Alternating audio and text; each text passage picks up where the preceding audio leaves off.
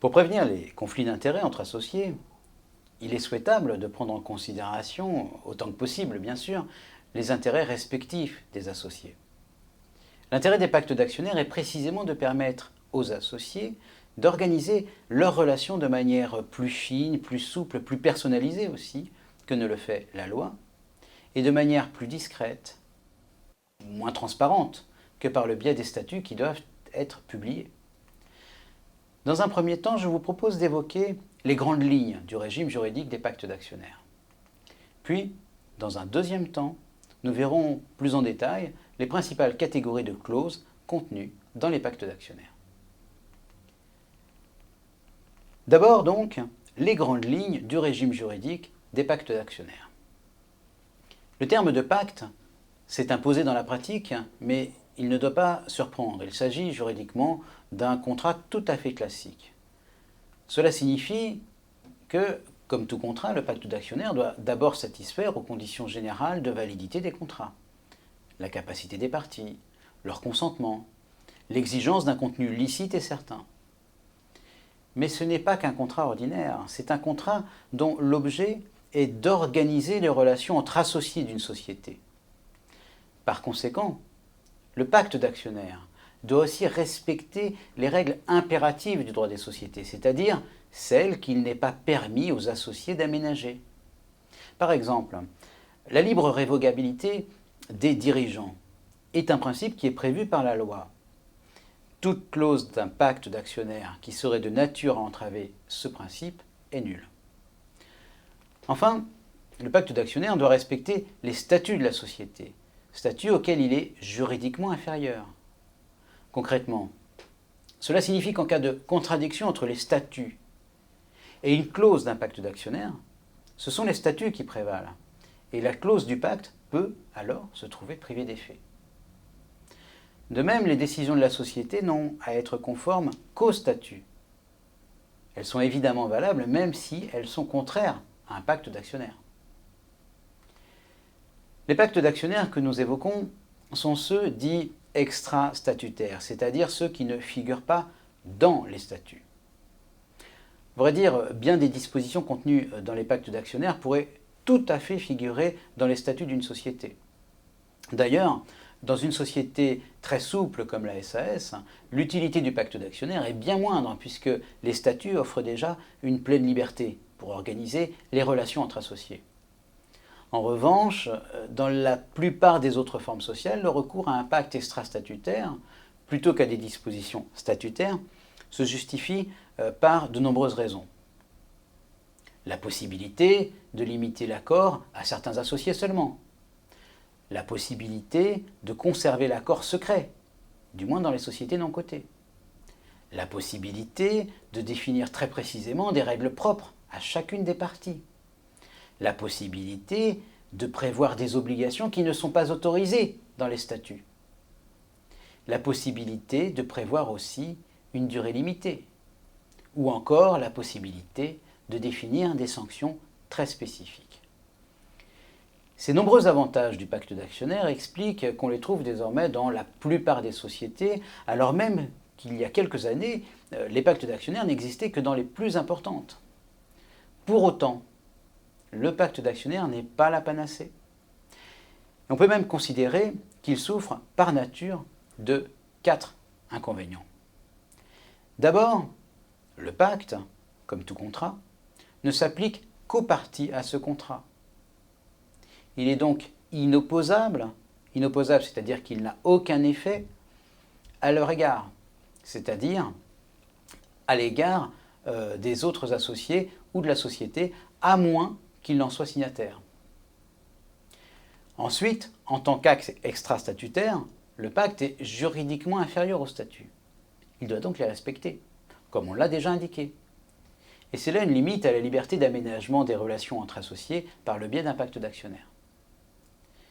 Par ailleurs, autre inconvénient bien réel, les pactes d'actionnaires peuvent constituer un véritable nid à contentieux, soit parce qu'il a été mal rédigé ou qu'il est incomplet, soit parce qu'une partie cherche à en interpréter les clauses pour se soustraire à ses obligations contractuelles. Enfin, en cas de violation du pacte d'actionnaires, l'exécution forcée de l'obligation qui a été méconnue est difficile et rare en pratique. Théoriquement, elle est possible, notamment sous astreinte, mais en réalité, elle est rarement prononcée en justice. Et dans la plupart des cas, la sanction de la violation d'un pacte d'actionnaire s'opérera sur le fondement de la responsabilité civile. D'ailleurs, pour éviter de s'en remettre à l'appréciation du juge quant au montant des dommages-intérêts, il est nécessaire de penser à assortir le pacte d'actionnaire d'une clause pénale. La clause pénale consiste à fixer forfaitairement une somme qui devrait être payée par la partie qui n'a pas respecté son obligation. Et bien sûr, si cette somme est fixée à un montant élevé, la clause pénale a un intérêt fortement dissuasif. Cependant, la loi autorise le juge à réduire la clause pénale qui a pu être convenue entre les parties si son montant apparaît manifestement excessif. Pour cette raison notamment pour éviter cette intervention du juge, il peut être souhaitable de prévoir la compétence d'une juridiction d'arbitrage. Passons maintenant à la typologie des principales clauses des pactes d'actionnaires. La liberté contractuelle permet une infinité de clauses possibles. En pratique, les pactes concernent toujours deux grandes questions: les actions et le fonctionnement de la société. D'abord, les clauses relatives aux participations et à la circulation des actions.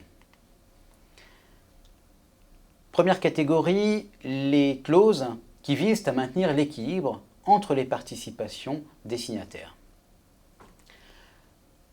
La clause d'inaliénabilité, tout d'abord, prévoit qu'aucune cession d'actions ne peut intervenir pendant un certain délai.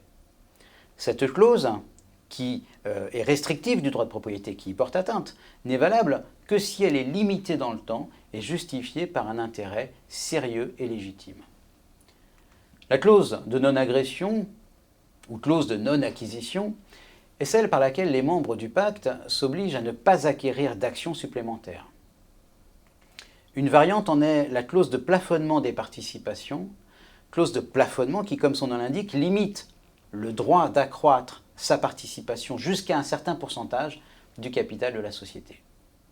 Et souvent, il s'agit de l'engagement du minoritaire ou des minoritaires de ne pas prendre directement ou indirectement le contrôle de la société. Il peut aussi s'agir, dans les sociétés cotées, de l'engagement de ne pas franchir le seuil de déclenchement d'une OPA obligatoire. La clause anti-dilution vise aussi le maintien de l'équilibre des participations. Elle permet concrètement à un minoritaire d'être garanti du maintien de son pourcentage de participation dans la société en cas d'augmentation de capital ou de fusion. Deuxième catégorie, d'autres clauses visent à assurer une protection contre l'arrivée de nouveaux actionnaires. C'est le cas des clauses de préférence ou de préemption. Ces clauses de préférence obligent l'associé qui souhaiterait céder ses actions à proposer en priorité l'acquisition de ces actions aux bénéficiaires du pacte. L'efficacité de ce mécanisme est renforcée depuis que la jurisprudence admet qu'en cas de violation du droit de préférence, le bénéficiaire peut être substitué dans les droits du tiers acquéreur de mauvaise foi. Enfin, troisième catégorie, un nombre important de clauses visent à organiser les conditions de la sortie d'un ou de plusieurs associés. D'une part, il est possible d'organiser un droit de retrait en prévoyant que l'une des parties peut obliger une autre à lui racheter ses actions. Ce droit est généralement conditionné à la survenance de certaines conditions comme, par exemple, la cession des actions ou la perte de majorité d'un autre actionnaire. La clause de sortie prioritaire en est une variante qui permet à un actionnaire, généralement un investisseur, de quitter la société sous certaines conditions par priorité aux autres membres du pacte, lesquels s'engagent à ce qu'un tiers puisse se porter acquéreur. La clause de sortie conjointe, dite également clause de tag-along, oblige le membre du pacte qui cède ses actions à faire acquérir par son acheteur les actions des autres membres du pacte. Et inversement, la clause d'entraînement, dite clause de drag-along, oblige chaque membre du pacte à céder ses actions au tiers acquéreur des actions d'un autre membre si ce tiers acquéreur l'exige. La clause de rachat forcé est également assez fréquente. Elle prévoit que la partie qui exerce des fonctions de direction au sein de la société s'engage à céder sa participation en cas de cessation de ses fonctions. Le rachat repose alors sur une promesse unilatérale de vente, de sorte qu'elle ne s'analyse pas en une clause d'exclusion.